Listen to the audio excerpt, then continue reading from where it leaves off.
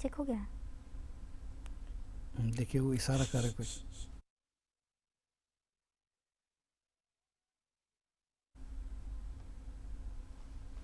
नमस्कार, जोहार। मैं नीतिश्री आप सभी दर्शकों का एक बार फिर स्वागत करती हूँ दूरदर्शन के इस कार्यक्रम में जिसका नाम है और भी है राहें।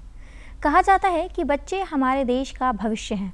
अगर बच्चों को सही मार्गदर्शन मिला तो हमारा भविष्य उज्जवल हो सकता है, और अगर उन्हें गलत मार्गदर्शन मिला तो वही भविष्य अंधकार की ओर भी जा सकता है।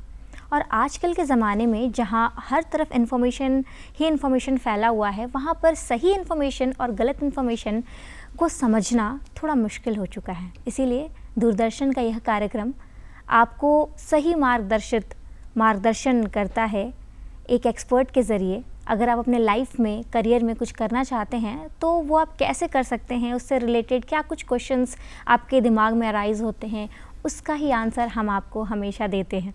और आज भी हम आपको एक नए करियर ऑप्शन के बारे में बताने जा रहे हैं, जो कि है एंथ्रोपोलॉजी। जी हाँ, मानव विज्ञान। और आज के एक्सपर्ट जो हमारे साथ मौजूद है वो हैं एस.के. मुर्मू जी, जो कि एसोसिएट प्रोफेसर हैं गॉसनर कॉलेज में। तो चलिए इनसे बातें करते हैं और इनसे जानते हैं एंथ्रोपोलॉजी में करियर की क्या क्या संभावनाएं हैं। सबसे पहले मुर्मू सर, मैं आपका स्वागत करती हूँ हमारे इस शो पे। और सबसे पहला जो सवाल हमारे दर्शक आपसे जानना चाहते हैं वो ये है कि एंथ्रोपोलॉजी आखिर है क्या? देखिए, एंथ्रोपोलॉजी तो इंग्लिश का शब्द है, इसका हिंदी में है मानव विज्ञान, मानव का विज्ञान या मानव शास्त्र भी हम लोग बोलते हैं। और इसमें हम लोग पढ़ते हैं कि मानव की उत्पत्ति, अलग अलग युगों की बातें हैं ना, जैसे विकास किया है, शिकार का जीवन, पशुपालन का जीवन, कृषि का जीवन, तो अलग अलग एजेस मनुष्य ने ये पार किया है अपने जीवन काल में। और उस समय से अभी तक जो भी उन्होंने विकास किया अपने जीवन के लिए, बेहतर जीवन के लिए, अच्छा जीवन के लिए, सफल जीवन के लिए अनेकों संघर्षों को किया। क्योंकि इसमें हम लोग देखते हैं कि मनुष्य सभी प्राणियों से सबसे ज़्यादा बौद्धिक प्राणी है, और जिसके चलते क्या है कि अनेकों चीज़ों को वो आविष्कार करता है ताकि उसका जीवन सुखमय और बेहतर हो। तो उस हालत में हम लोग बोल सकते हैं इसको इंग्लिश में कि एंथ्रोपोलॉजी है टोटल स्टडी ऑफ मैन, मानव का संपूर्ण अध्ययन। और इसमें हम लोग देखते हैं इंग्लिश में बोलते हैं कि टोटल वर्क्स ऑफ मैन, माने मानव का संपूर्ण कार्य जो अपने जीवन में करता है जन्म से लेकर मृत्यु तक, है ना। तो यही एंथ्रोपोलॉजी की बात है। ओके, तो फिर अगर करियर्स की बात करें कि करियर की क्या क्या संभावनाएं, अपॉर्चुनिटी हैं एंथ्रोपोलॉजी पढ़ के, तो वो कौन कौन से कुछ करियर्स होंगे? देखिए, अगर देखा जाए कि अगर टीचिंग साइड में अगर आने की बात है तो ग्रेजुएशन करने के बाद, बीएड करने के बाद जा सकते हैं इंटरमीडिएट सेक्शन में एज ए टीचर। मास्टर्स करने के बाद आप इसके बाद उसके साथ साथ नेट पीएचडी थोड़ा जोड़ देना पड़ता है। तो वो क्या है कि वो पोस्ट ग्रेजुएट सेक्शन में, यूजी सेक्शन में वो लेक्चरर हो सकते हैं जी। और इनके सैलरी होगा इंटरमीडिएट में 60,000 एंड अबव, और अंडर ग्रेजुएट में 72, 70, 75 लाइक दैट, है ना। तो ये इस प्रकार की बातें हैं। साथ में क्या है ये एंथ्रोपोलॉजिकल सर्वे ऑफ इंडिया, ये है सेंट्रल गवर्नमेंट का एक ये है। तो ये पूरे इंडिया में है, अलग अलग जगह पे हैं। और ये है कि रेसेस का अध्ययन करते, प्रजातियों की जी। साथ में सेंसस वगैरह, और इंसान का क्वालिटी किस प्रकार बदल रहा है उस समय से अभी, पर्यावरण की बातें, या अभी का जो हमारा लाइफ स्टाइल है किस प्रकार की बातें। तो anthropological survey of India in सारी चीज़ों का अध्ययन करती है और रिपोर्ट देती है कि मानव में क्या बदलाव आ रहा है, साइकोलॉजी की बातें, उनका बिहेवियर की बातें, या उसका फिजिक में ताकत की बातें। पुराने समय में हम लोग पढ़ते हैं एंथ्रोपोलॉजी में लोगों का ताकत ज़्यादा था जी। हो सकता है कि पर्यावरण की बातें होगी, है ना। अभी तो पर्यावरण देखिए, sound pollution, water pollution, air pollution उस समय नहीं था। खाना पीना तो कम ही होगा, आज के समान उतना बेस्ट खाना तो नहीं होगा, लेकिन उस समय लोग ताकतवर थे। तो देखिए, ये एंथ्रोपोलॉजिकल सर्वे ऑफ इंडिया ये करते हैं। तो अनेक अलग अलग पोस्ट हैं उनका, रिसर्च डायरेक्टर वगैरह बनते हैं, अनेकों चीज़ें। साथ में क्या है इसमें है कि जैसे जेपीएससी है ना, स्टेट सर्विस की बातें, जी।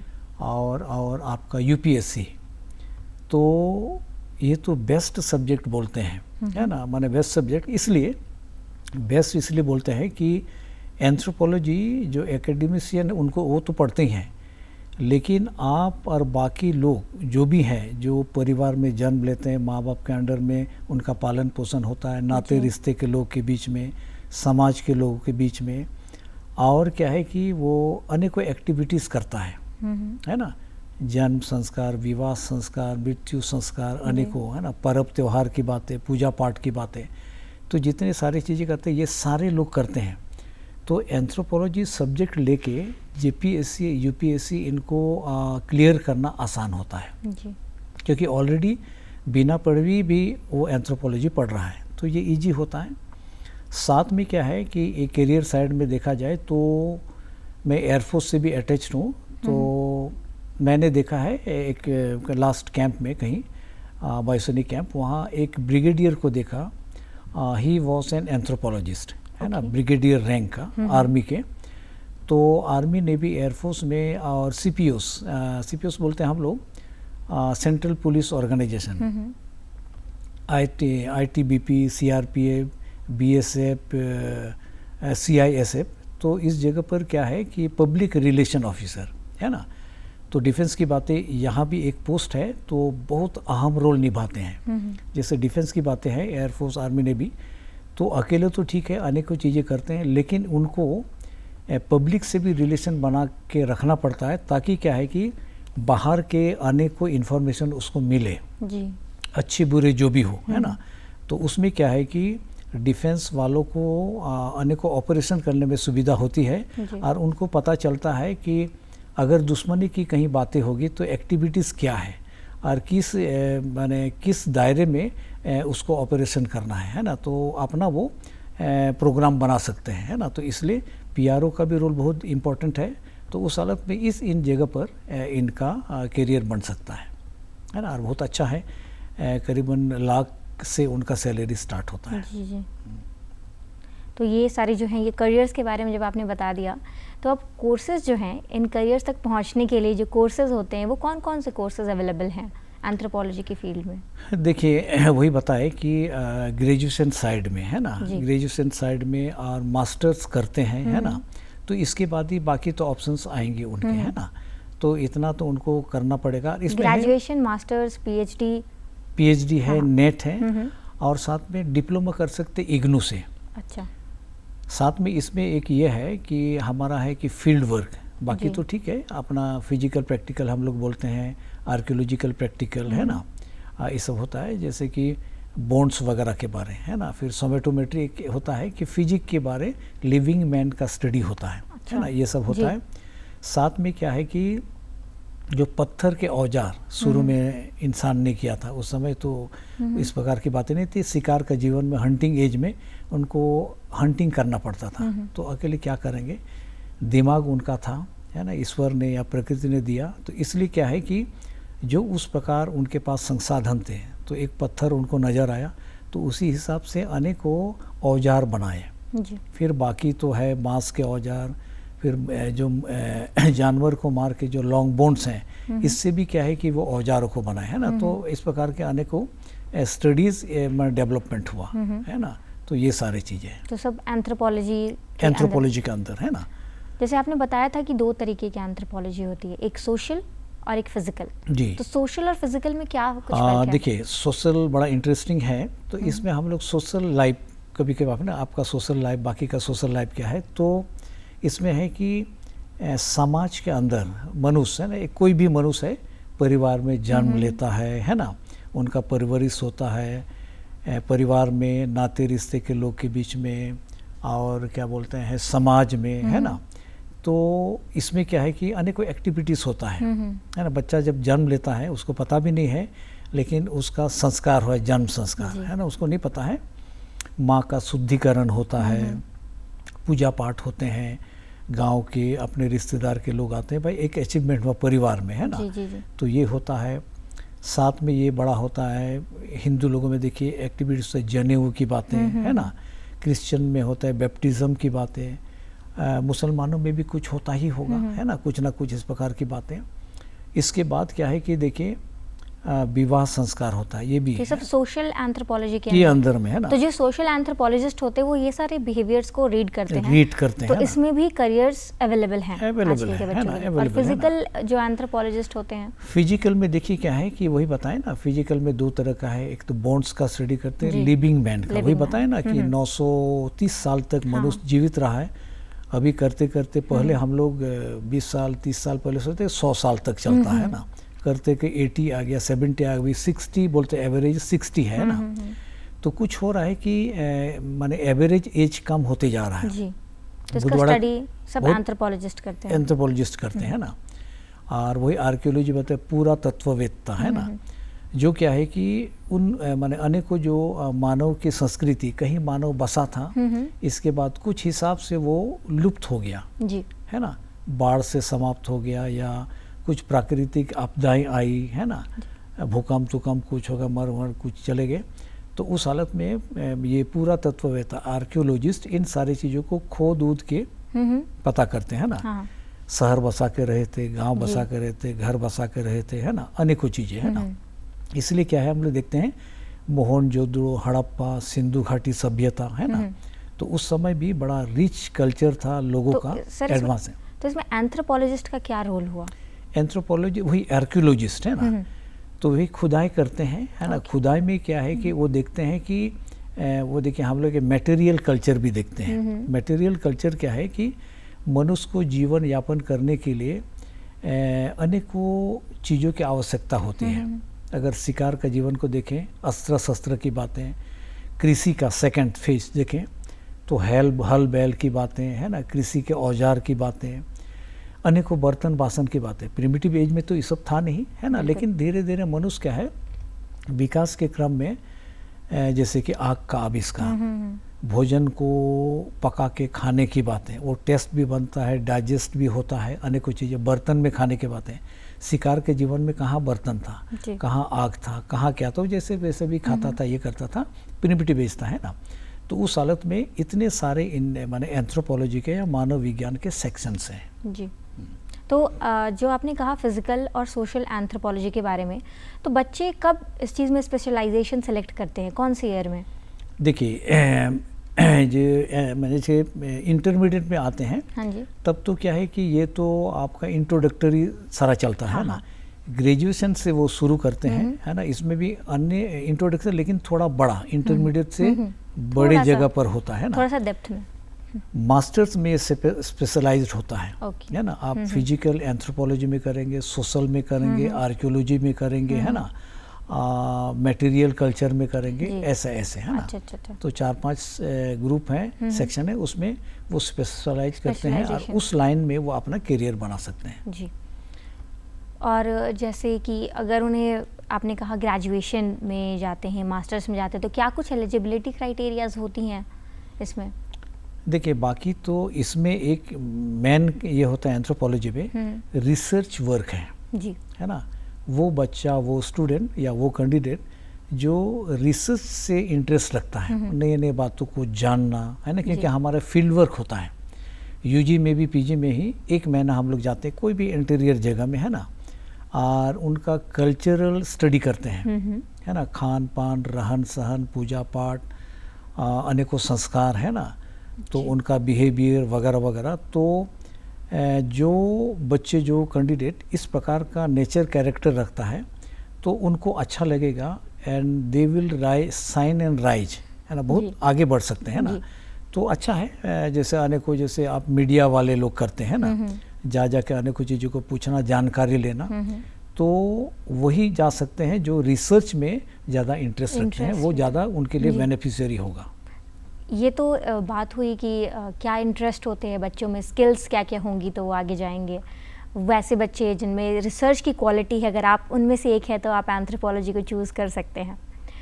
मुर्मू जी, अगर कोई बच्चा बैचलर्स करना चाहता है एंथ्रोपोलॉजी के लिए, तो क्या साइंस, कॉमर्स, आर्ट्स तीनों स्ट्रीम के बच्चे में से कोई भी जा सकते हैं? जा सकते हैं ना।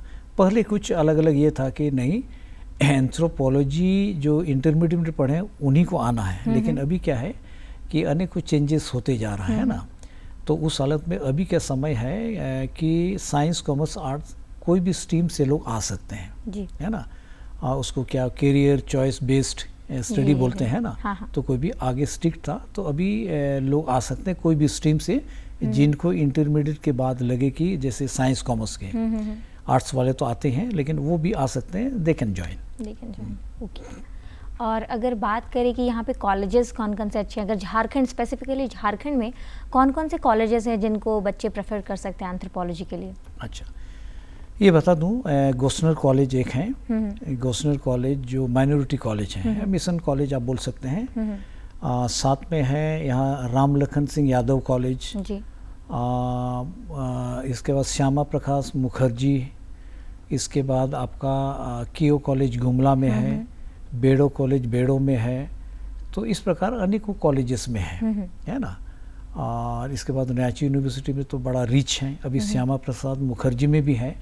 तो इस प्रकार अच्छा, साथ में यूनिवर्सिटी अगर होगा चाईबासा में है जी, है ना, कोल्हान यूनिवर्सिटी चाईबासा में, हजारीबाग यूनिवर्सिटी में भी है, सीधो कान्हू यूनिवर्सिटी में भी है ना। तो गोड्डा कॉलेज में है। तो झारखंड के अंदर अनेकों कॉलेजेस हैं जहाँ एंथ्रोपोलॉजी है, उनकी पढ़ाई होती है, तो पीपल कैन ज्वाइन। यानी कि अगर हमारे दर्शक है वो झारखंड में पढ़ाई करना चाहते हैं तो झारखंड के कोने कोने में कहीं ना कहीं एंथ्रोपोलॉजी की अच्छे अच्छे जगह पे पढ़ाई होती है, तो आप वहाँ जा सकते हैं। करेक्ट। और अगर उन्हें इंडिया में प्रेफर करना हो, इंडिया के किसी कॉलेजेस में, तो कौन से बेस्ट कॉलेजेस रहेंगे एंथ्रोपोलॉजी? देखिए, अगर है जैसे कि अपना दिल्ली यूनिवर्सिटी नाल रोड में है जी, तो वो भी काफ़ी रिच है फिजिकल एंथ्रोपोलॉजी में, आर्कियोलॉजी में।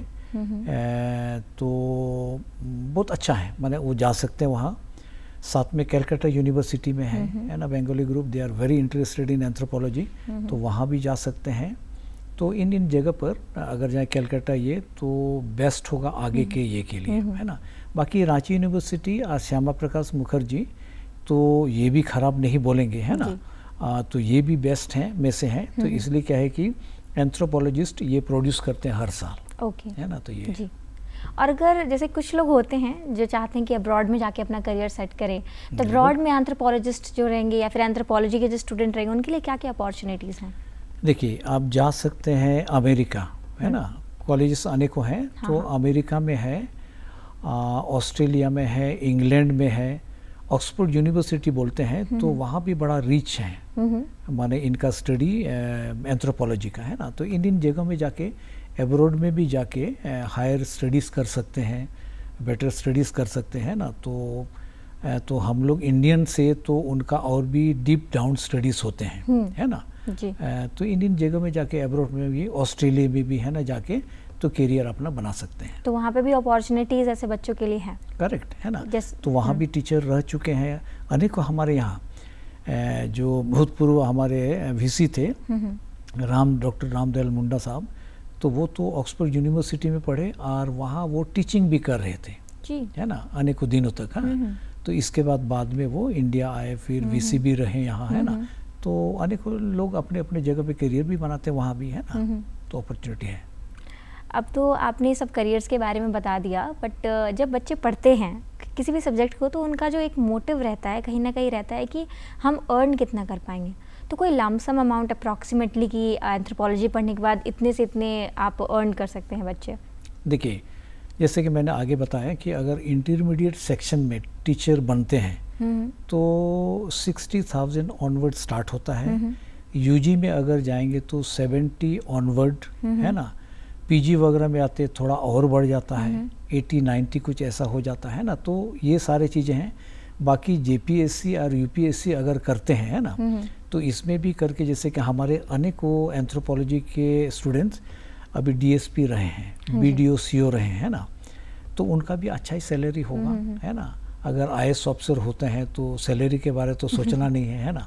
तो इतना ही काफ़ी है, रैंक हो गया तो ऑटोमेटिक सैलरी आएगा, है ना, अमाउंट आएगा। स्पेसिफिकली जो एंथ्रोपोलॉजिस्ट बन जाते हैं, एंथ्रोपोलॉजी पढ़ के जो गवर्नमेंट जॉब में गए उनका अलग होता है, बट स्पेशली जो एंथ्रोपोलॉजिस्ट रहते हैं, जैसे सोशल बताया आपने, social anthropologist, physical anthropologist, material anthropologist, archaeological anthropologist, तो उनका लमसम जो है उनका करियर में क्या कुछ ग्रोथ रहता है, क्या कुछ उनके पास मनी से रिलेटेड अपॉर्चुनिटीज़ रहती है? देखिए, रिसर्च से संबंधित है। बाकी जैसे कि एंथ्रोपोलॉजिकल सर्वे ऑफ इंडिया, है ना, हाँ जी, तो इनका भी अच्छा सैलरी है, 70 ऑनवर्ड्स, है ना। ये होता है क्योंकि ये सोसाइटी के अंदर जाके अलग अलग एरिया में जाके इन सारी चीज़ों का स्टडी करते हैं ना, फिजिकल के बारे, इसके बाद सेंसस वगैरह करते हैं, रेसेस के बारे, है ना। तो इनका जो थोड़ा टूर जॉब है लेकिन बड़ा इंटरेस्टिंग। तो बाकी होता है कि मैं किस प्रकार वो आदमी लेता है ना। तो अच्छा है करियर, तो इसमें करियर इसमें भी करेक्ट हर तरीके से अच्छा। अगर बात करें कुछ स्किल सेट की, तो एंथ्रोपोलॉजी पढ़ने से पहले बच्चों में क्या कुछ स्किल सेट रहेंगे तो बेटर रहेगा, और उसके बाद जब आप एंथ्रोपोलॉजी पढ़ाते हैं बच्चों को तो फिर उनकी जो माइंड है या फिर उनका जो पढ़ने का तरीका है, सोचने का तरीका, क्या कुछ डिफरेंट हो जाता है? देखिए ऐसा है कि बाकी आने के बाद इसमें इंटरेस्ट तो उनका जगता है क्योंकि मनुष्य से संबंधित स्टडी है जी, है ना।